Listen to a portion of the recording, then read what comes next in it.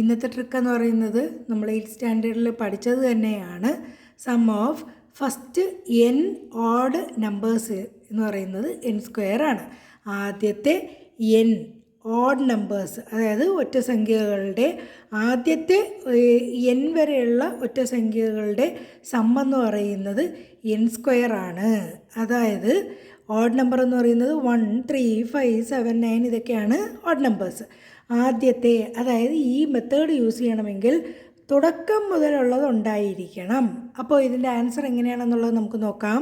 ഒറ്റ സ്റ്റെപ്പിന് എഴുതാം, എന്നിട്ട് നമുക്കത് എക്സ്പ്ലെയിൻ ചെയ്യാം. അപ്പോൾ ആദ്യം 1, 2, 3, 4, 5, 6 നമ്പേഴ്സ് ഉണ്ട്.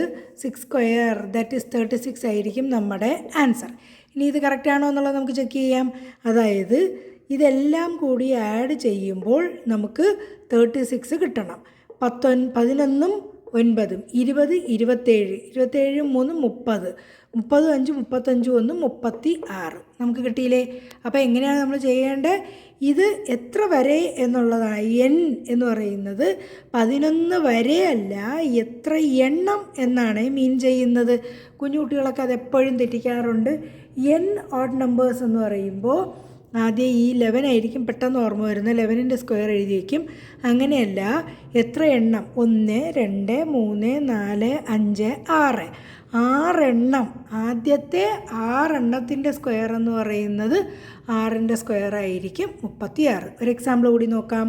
1 + 3 + 5 + 7 + 9 + 11 + 13 + 15 + 17.